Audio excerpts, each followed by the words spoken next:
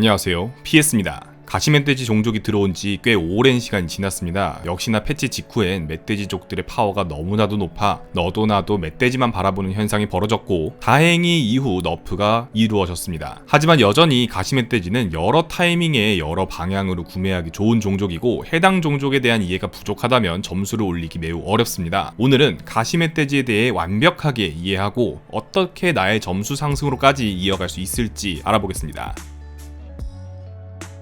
우선 1렙부터 6렙까지 빌드업하기에 가장 탄탄한 종족입니다. 보통 특정 종족으로 빌드업하는 과정에선 소위 약점인 구간이 존재합니다. 예를 들어 악마족의 경우 3렙에서 4렙으로 넘어가는 타이밍에 어려움을 겪는 편이고, 용덱의 경우엔 6발을 하기 전까지 최대한 체력 세이브를 해둬야 한다는 등 조심해야 하는 구간이 분명 존재하는데요. 가시멧돼지의 경우엔 어느 레벨에서나 탄탄하게 필드를 구축할 수 있습니다. 이는 우선 가시멧돼지 종족의 승리 플랜이 다양하기 때문입니다. 굳이 특정 타이밍에 멧돼지족 핵심 기물을 찾기 위해 리롤 관련 기회비용을 날리지 않아도 되며, 너프를 먹었더라도 각 멧돼지족 기물들의 스탯과 효과가 우월하여 다른 기물과의 효율적인 교환이 자주 나오는 편입니다. 앞에서 짚어보았던 내용과 연결됩니다. 가시멧돼지를 기반으로 필드를 갖추면 일단 자체 승리 플랜이 다양합니다. 오늘은 총 3가지의 승리 플랜을 짚어볼 예정이고요. 갈 수 있는 방향이 많다는 건 안정성이 매우 높다는 것을 의미합니다. 5, 6렙 상점까지 도달하였을 경우 다른 종족 덱의 경우엔 불안을 찾아야 한다든지, 빗송을 찾아야 한다든지, 엄마곰이나 골드린을 찾아야 한다든지, 칼렉을 찾아야 한다든지 강제되는 기물들이 있고, 그 폭이 좁은 편입니다. 그래서 보통 상점에서 주는 대로 빠르게 해당 빌드로 선회하는 경우가 대부분이죠. 하지만 가시멧돼지는 승리 플랜이 다양한 데다 혈석으로 버프를 주는 메커니즘이 특정 종족에 국한되지 않는 경우가 많아 기물 의존도가 낮은 편입니다. 이는 바꿔 말하면 순방률, 안정성이 높다는 것으로도 설명할 수 있죠. 그리고 강령사라는 존재는 그 후반 싸움에 상당한 메리트를 선사합니다. 혈성을 통해 빠르게 스탬 펌핑이 가능한 멧돼지족을 활용하여 후반엔 첨보를 가지고 있는 기물에게 스탯을 몰아준다든지, 광역 데미지를 가지고 있는 기물에게 몰아주는 방식 등으로 필드를 개편한다면 자체 스탯 싸움에서도 강력하고 상대 입장에선 필드를 예측하기도 어려운 편입니다. 순방률도 높은데 극후반 1등 싸움에서도 중요한 한 수를 가질 수 있다는 게 또 다른 강점입니다. 그리고 마지막으로 명치 데미지가 상당히 강력합니다. 이는 생각보다도 더 중요한 포인트입니다. 보통 10턴에 가까워져 갈 때 가시멧돼지족은 뾰족털 투사나 환상의 짝꿍을 크게 스텝 펌핑한 경우가 많습니다. 또는 패스트 6발을 하였을 때 차를가를 찾았다면 어마어마한 트럭으로 변하기도 하죠. 이때 보통 한두 개의 도발을 상대가 뚫지 못하는 경우가 많은데, 그럴 경우 20댐 넘게 맞을 때가 있습니다. 다른 종족 덱의 1등 포텐셜이 지금 현재 낮은 건 아니지만 이렇게 중반 타이밍에 빠르게 상대에게 태클을 걸 수 있다는 점은 가시멧돼지 족의 승리 플랜의 윤활유 역할을 해줍니다. 총 5가지의 가시멧돼지 종족의 장점을 살펴보았으니 본격적으로 승리 플랜들을 살펴보겠습니다.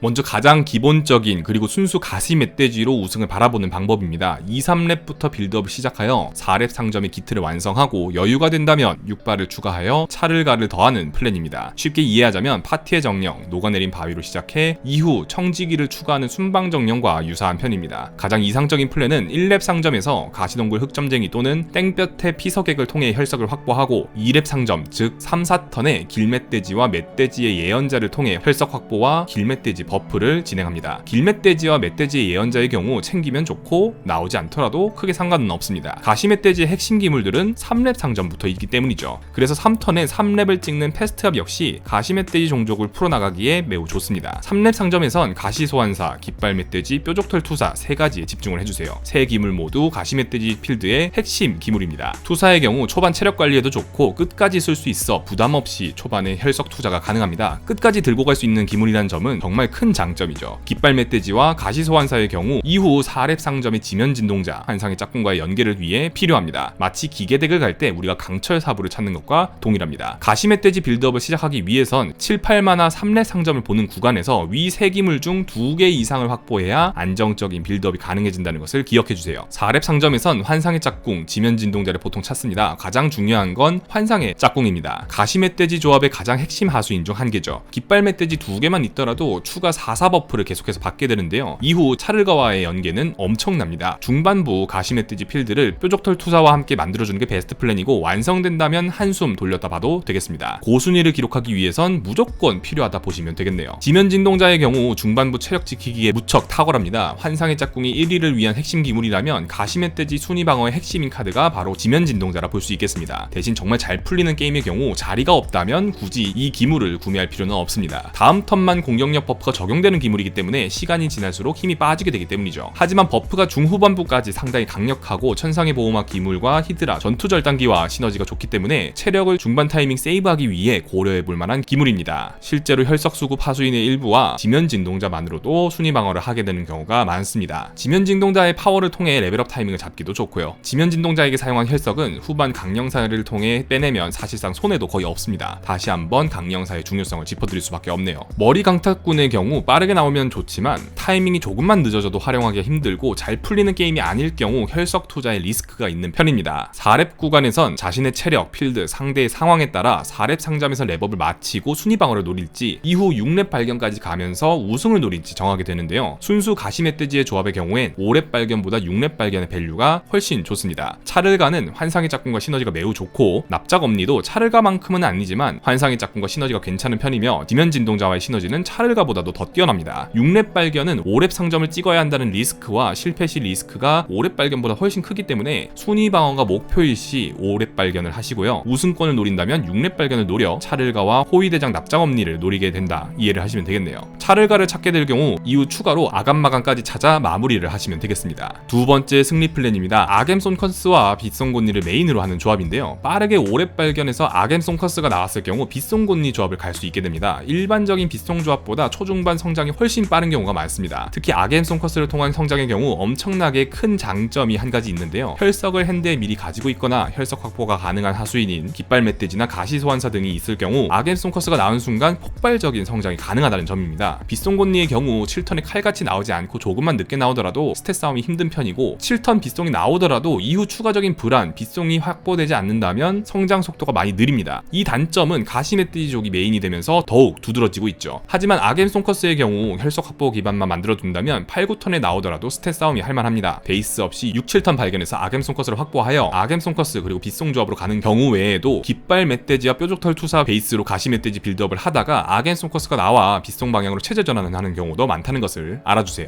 아겜 손커스를 사용하면서 빗송곤니가 추가로 나와 두 기물을 모두 사용하기도 하고, 그 반대의 경우도 많기도 합니다. 이후 6렙 발견해서 차를가, 호위대장 납작엄니를 확보할 시 성장의 포텐셜을 확 당겨올 수 있습니다. 상위권 점수대에서 가장 압도적 1등을 많이 하는 가시멧돼지 빌드라 기억을 해주시면 되겠습니다. 성공할 경우 20에서 30대는 기본으로 주는 트럭이 될 수 있다는 것이 가장 큰 장점입니다. 빠르게 육발을 해야 하기 때문에 마이에브, 라팜과 같이 7턴 6렙 발견이 가능한 영웅이 선호하는 운영법이죠. 빠른 6렙 발견으로 차를가, 호위대장 납작엄니를 찾는 게 핵심이라 보시면 되겠습니다. 차를가 또는 호위대장 납작엄니를 찾게 될 경우 혈석 수급이 매우 수월해지며 혈석과 연계된 4, 5단계 기물의 밸류가 상당히 좋아지게 됩니다. 두 기물 모두 환상의 짝꿍과 지면진동자를 사용하는 가시멧돼지 메인 조합과도 시너지가 괜찮고, 특히 납작엄니는 아겜 손커스 그리고 차를가는 아감마감과 조합될 경우 성장력이 상당합니다. 다른 조합에 비해 비교적 기물 선택의 폭이 넓으면서 중후반 성장 포텐셜은 훨씬 빠르기도 하죠. 신령으로 시작하는 정령, 칼렉으로 시작하는 용족, 두 종족 모두 빌드업 과정에서의 성장은 압도당한다, 이해를 하시면 되겠습니다. 6렙 발견으로 차를가, 호위대장 납작엄니를 찾는 데 성공하고 다음 턴 상점에서 아겜 손커스, 아감마감 등의 핵심 하수인을 바로 찾는다면 어떤 조합도 이길 수 없는 트럭이 완성되는데요. 최종적으로 멀록, 용, 정령도 조합을 갖추면 이를 상대할 수 있지만, 조합을 갖추기 전에 견딜 수 없을 정도로 강한 명치 데미지를 상대에게 선사하여 빠르게 정리한다는 게 많은 변수를 차단합니다. 현 메타에서 7턴 6렙 상점 발견 기준 칼렉, 신령, 차를가, 납작엄니가 상점에 떴다 가정하였을 때 칼렉, 신령은 고를 이유가 전혀 없다고 생각을 합니다.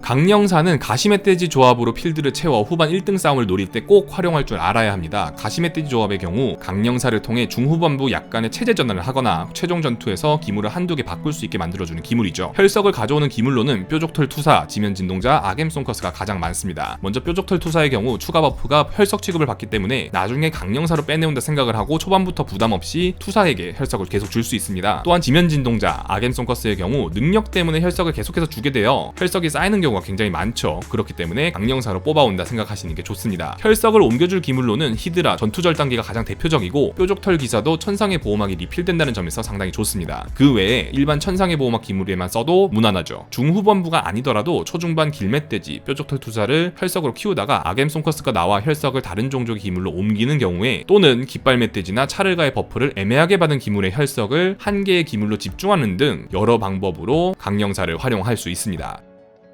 현 전장 메타에서 가시멧돼지에 대한 이해도가 떨어진다면 순방조차 하기 어렵습니다. 오늘 영상을 통해 전장을 플레이하시는 데 있어 큰 도움이 되었길 바랍니다. 감사합니다.